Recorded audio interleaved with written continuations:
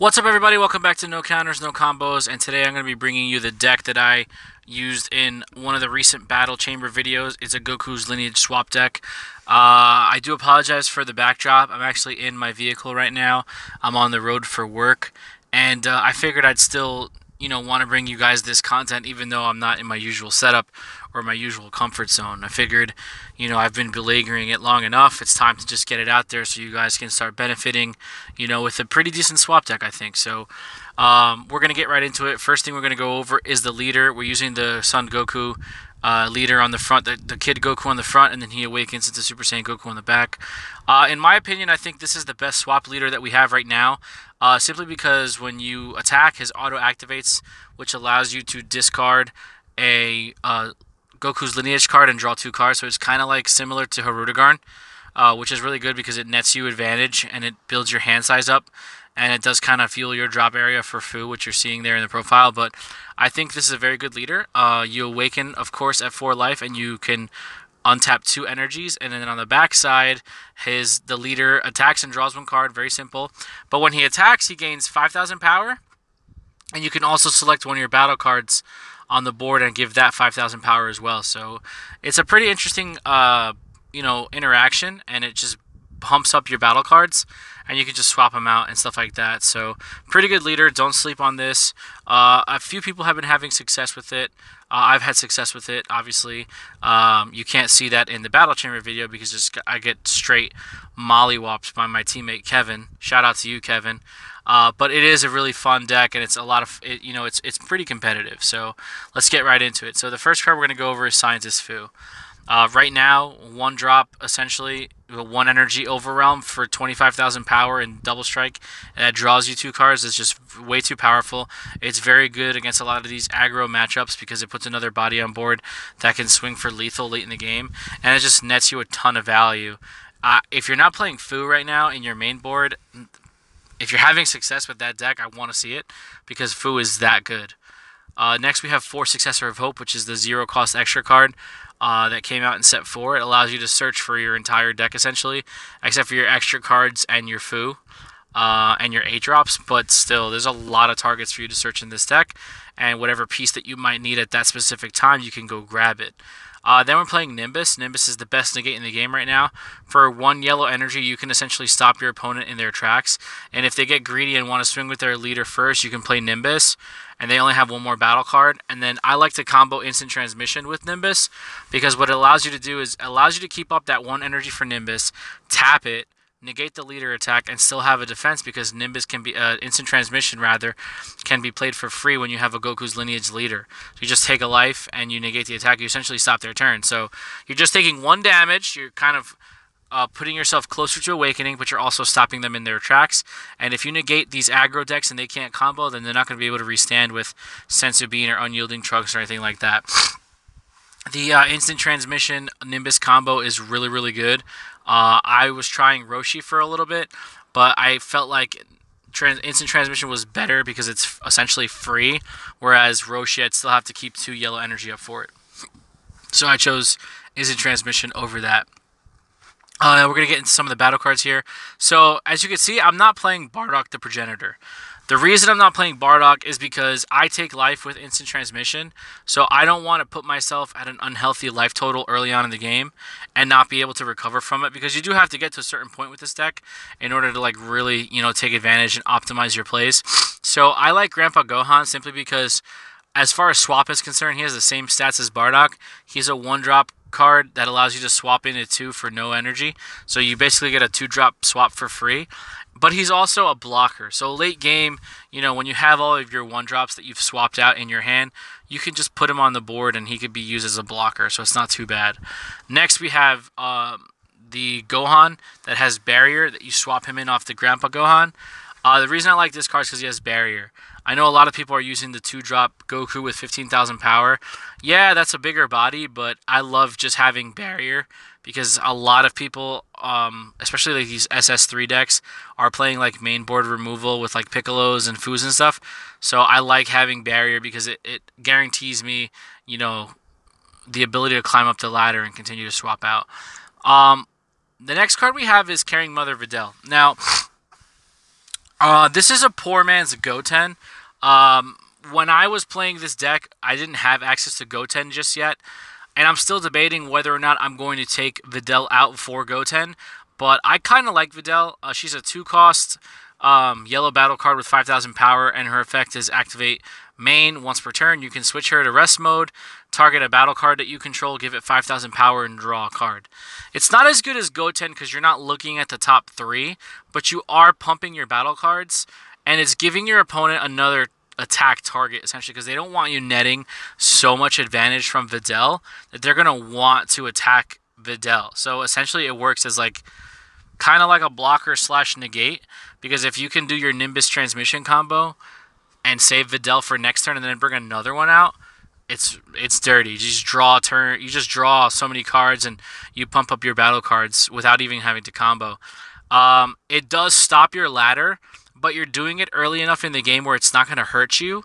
But there's no swapping out of Videl. She's on the board, that's it. You have to restart your ladder.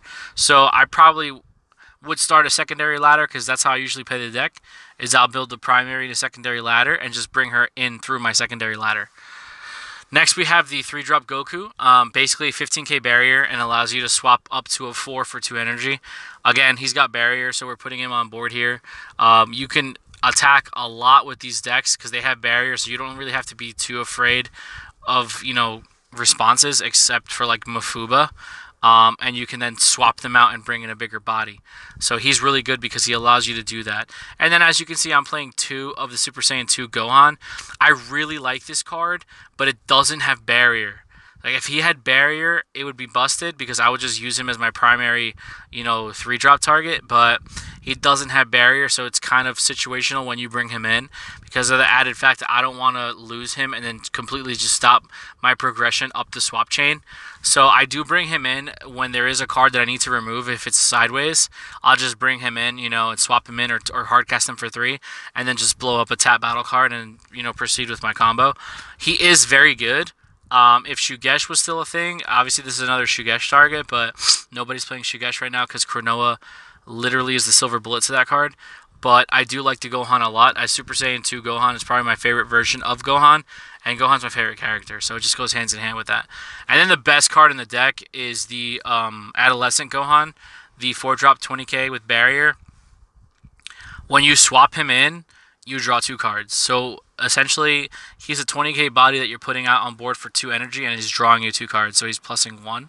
This card is so good, especially in combination. Like if you're already awakened, when you bring him out and you swing with your leader on an awakened side, you can make him a 25k body, which is awesome because he's so, he has barrier and he's putting a lot of pressure.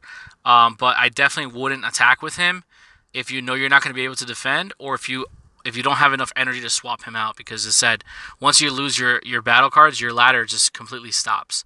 So you want to make sure that you either have a secondary ladder built already in progress, or you have the answers to combat whatever your opponent's going to throw at you to get him off the board. It's a very, very good card. Next, we have Plucky Dynasty Pan, which is essentially your super combo. I never use this card as a swap target. I mean, if you want to get greedy, you can. You could just drop her, swap her in off a 3, attack for 15, and then swap her out for a 5. But I just never do that. It just seems bad to me playing my super combo on board because there's no barrier or anything like that, so I don't want to lose it.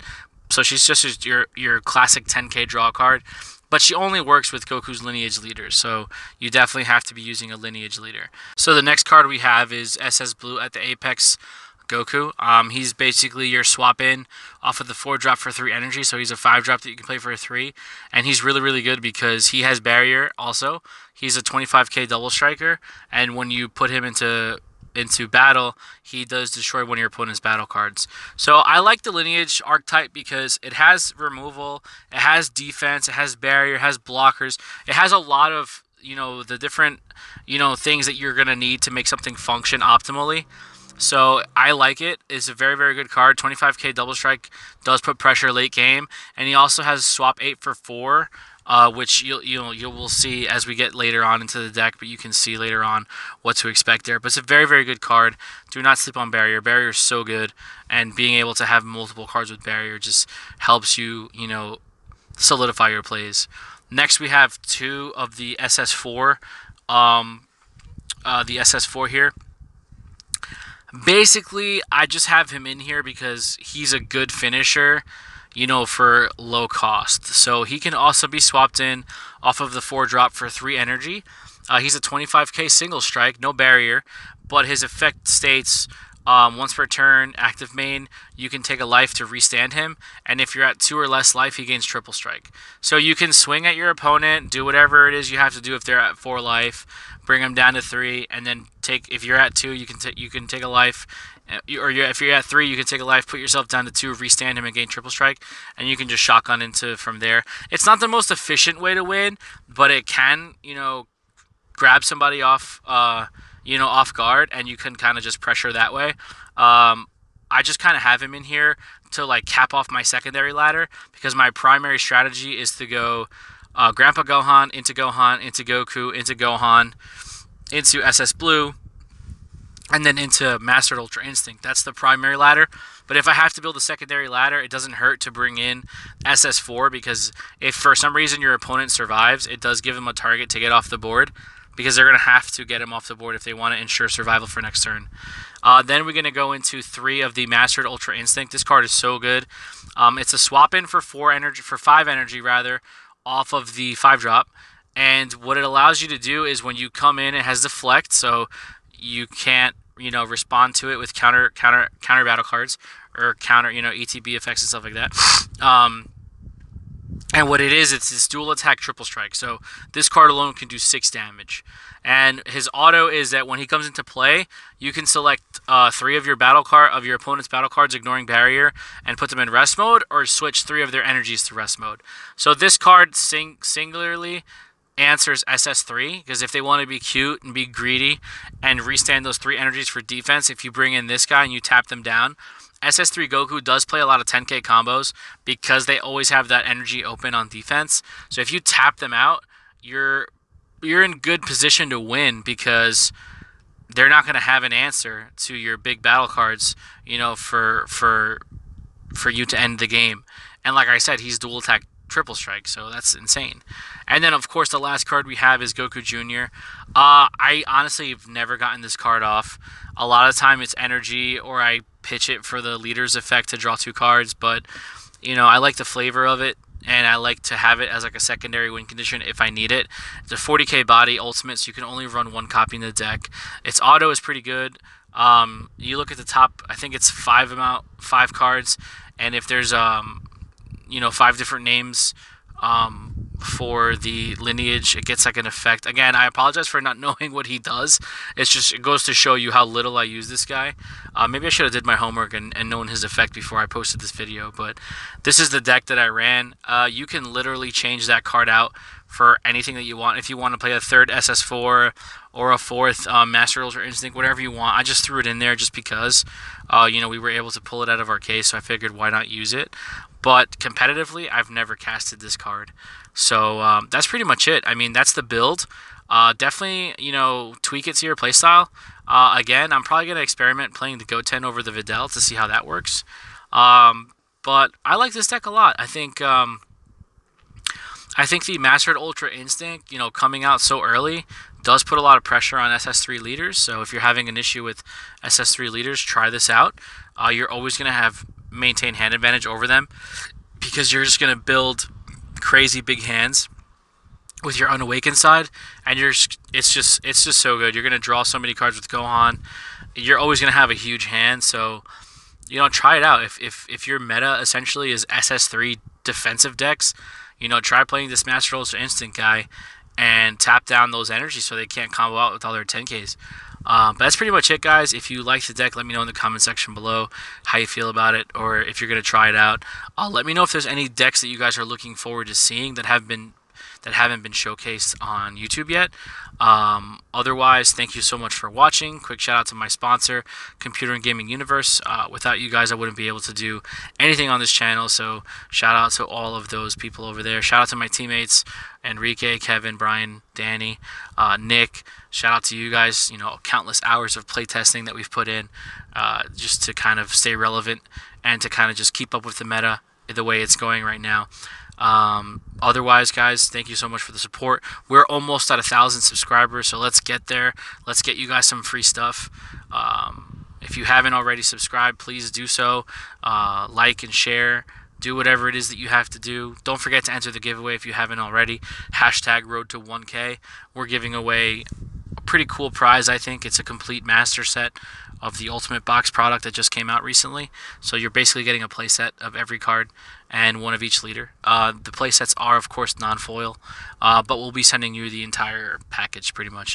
The cards will be in the binder, and then you'll get the box as well. So that's definitely something to enter if you guys are interested. And you know, just thank you so much for all the support. You know, it really means a lot that you guys like this content as much as I do. And I'm pretty much just doing it for you guys. So thank you so much. We'll see you in the next video. Be there or be squared.